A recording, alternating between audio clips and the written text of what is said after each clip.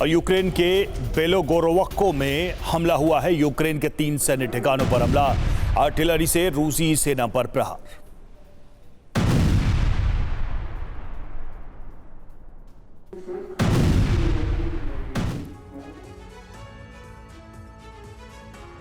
Ukraine रूस की जंग में कुर्स्क एक ऐसा क्षेत्र है जो महाविनाशक रण की दिशा में एक मोड़ साबित हो सकता है। इसे जंग का केंद्र बनाने की कोशिश भी हो रही है।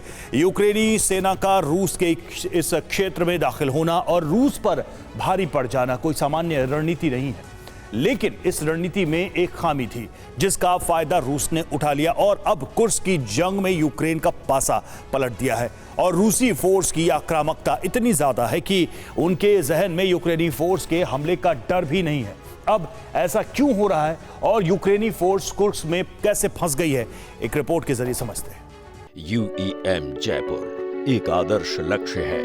भावी छात्रों के लिए अच्छी नौकरी, भविष्य के लिए तैयार कौशल के साथ अच्छी शिक्षा।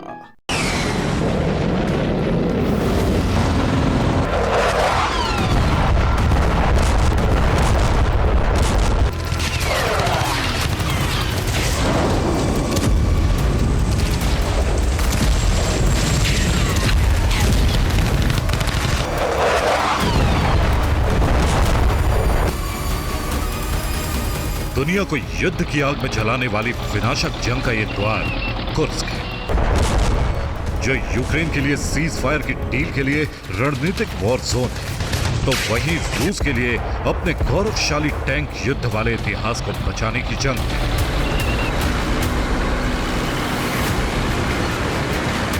इस रणभूमि में रूस के साथ उत्तर कोरिया के सैनिक भी हैं, लेकिन भौगोलिक स्थिति और यूक्रेन की रणनीति रेखा ने रूस के लिए संकट खड़ा कर दिया है।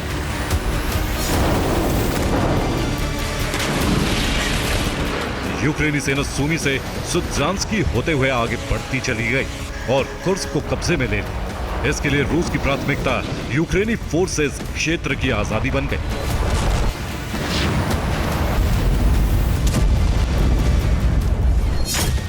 वही होगा जंग का अंत, कुर्स्क विनाश का फ्रंट।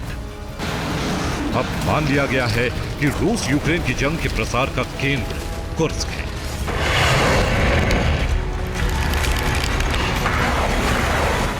जिसकी पुष्टि यूक्रेन के उन हथियारों से होती है जो AFU को नाटो के जरिए अमेरिका और दूसरे देशों से मिले थे। और इन हथियारों में कुर्स्क में जो सबसे ज्यादा इस्तेमाल किए गए वो लॉन्ग रेंज हथियार ही थे। हालांकि अब तक की स्थिति में यूक्रेन इसलिए मजबूत था क्योंकि जिस जगह तक यूक्रेनी फोर्स पहुंच चुकी है वहां से रूसी हवाई योद्धाओं को निशाना बनाना बेहद आसान था। हालांकि एक दिन पहले तक की स्थिति में रूसी force Kharkiv, Kramatorsk, Donetsk, Zaporizhzhia, Melitopol, Kherson और क्रीमिया में थी और अब भी है। लेकिन कुर्स्क में यूक्रेनी सेना ने हाइमार्स और अटैक एमएस जैसे हथियार की तैनाती कर दी थी।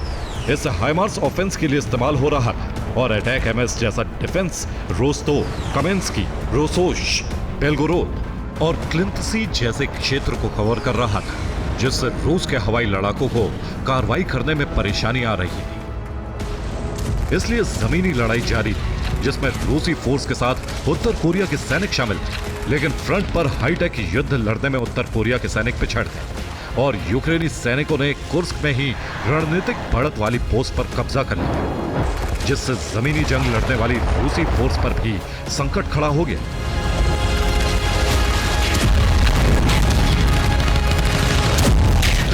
लेकिन अचानक पासा पलट गया। कुर्स्क में यूक्रेन की फोर्स बुरी तरह से फंस गई।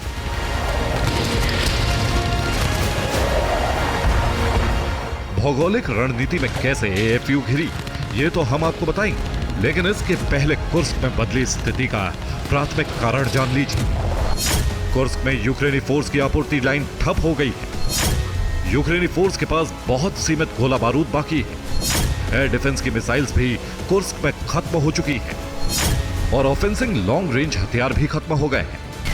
और ये मौका AFU पर पलटवार के लिए रूस के लिए अवसर बन गया है, तो वहीं उत्तर कोरिया की सेना के लिए अपने साथियों का बदला लेने का मौका बन गया है।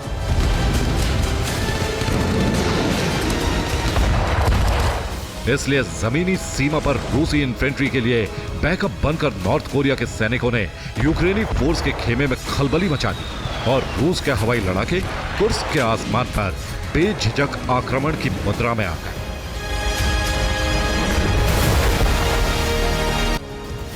ये तस्वीर कुर्स्क पर रूसी Su-35S जैसे घातक फाइटर जेट की कार्रवाई के और पायलट जिस तरह बेधड़क बारूदी ऑपरेशन को अंजाम दे रहे हैं वो बताता है कि यूक्रेन ने कुर्स्क में जो डिफेंस सिस्टम लगाया था वो बिना मिसाइल के बेकार हो चुका है। रूस के इस फाइटर ने कुर्स्क में यूक्रेनी फोर्स के ठिकानों पर भयंकर तबाही मचाई है।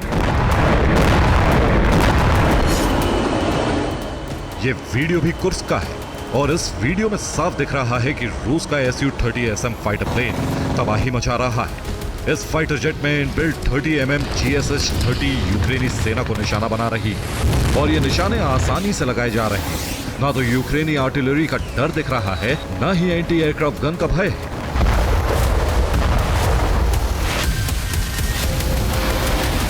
इसका मतलब साफ है कि अब कुर्स्क में रूस की बढ़त को कोई नहीं रोक सकता, जिसका प्रमाण है रूस की सीमा में दाखिल होने वाले यूक्रेनी सैनिकों के लिए सरेंडर करना मजबूरी बन गया है। रूस के मिलिट्री सोर्स से जारी हुई एक खबर के अनुसार कुर्स्क में यूक्रेन ने एक दिन में 250 से ज्यादा सैनिक खो दिए हैं। वहीं ज्यादातर सैनिकों ने रूस के सामने सरेंडर करने में ही भलाई समझी। इसके अलावा रूस ने आर्म्ड व्हीकल, मोटर वाहन और दूसरे उपकरण भी नष्ट कर दिए और ये कार्रवाई यूक्रेनी फोर्स को टारगेट बनाकर कुर्स्क के अलग अलग क्षेत्रों में एक साथ की गई है। लेकिन सबसे बड़ा सवाल यह है कि आखिर कुर्स्क में रूसी फोर्स ने यूक्रेनी सेना का दांव कैसे पलट दिया, कैसे भौगोलिक रणनीति से यूक्रेन की मजबूत स्थिति को कमजोर कर दिया। इस प्रश्न का उत्तर आगे देखिए। और रूस के कुर्स्क तक यूक्रेनी सेना सूमी से सुजांस्की तक होकर पहुंची और इस लाइन को ही यूक्रेनी फोर्स ने सप्लाई लाइन बनाया हुआ था, क्योंकि कुर्स्क में एंट्री के समय इस लाइन पर यूक्रेन ने बढ़त बना रखी थी। लेकिन रूसी फोर्स ने रणनीतिक बढ़त बनाते हुए पहले सूमी से यूक्रेनी फोर्स को हटाया, फिर सुजांस्की को वापस हासिल किया, जिससे AFU की सप्लाई लाइन ठप हो गई और ये सेना कुर्स्क में फंस गई। अब रूसी फोर्स ने कुर्स्क में किस तरह पासा पलटा, इसे रणनीतिक घेराव को समझिए।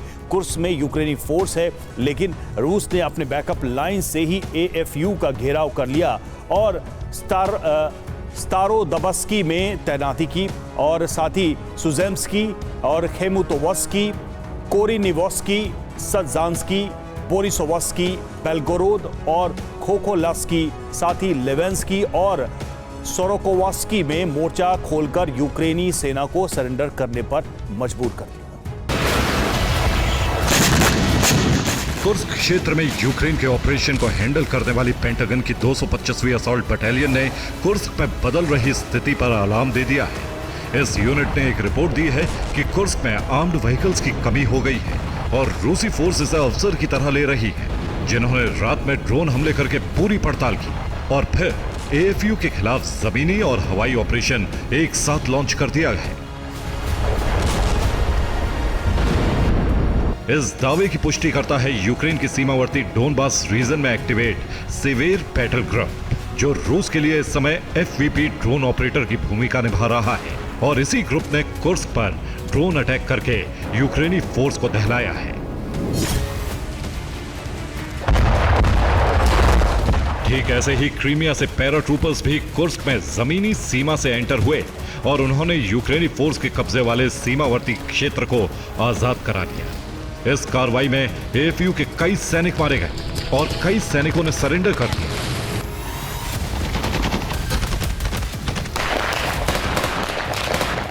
हैरान करने वाली बात यह है कि रूसी फोर्स की आक्रामकता ने उत्तर कोरियाई सैनिकों में भी जोश भर दिया और जो सैनिक पारंपरिक युद्ध लड़ रहे थे वो अचानक अपने ही हथियारों से हाईटेक रणभूमि पर कहर बरपाने लगे और इसी स्थिति ने यूक्रेन की रणनीति पर सवालिया निशान लगा दिया, क्योंकि रूस में यूक्रेन के 50,000 से ज्यादा सैनिक दाखिल हुए थे, लेकिन इतनी संख्या के बावजूद ना तो कॉरिडोर कायम रख पाए, ना ही इस संख्या के मुकाबले वो बारूद साध पाए। हालांकि अमेरिका कुर्स्क से 1 महीने में सैनिक निकालने का दावा कर रहा है, लेकिन यूक्रेन की रणनीतिक भूल ने सैनिकों के लिए कुर्स्क में इतना समय भी नहीं छोड़ा है। Bureau report, TV9, Bharatvarsh.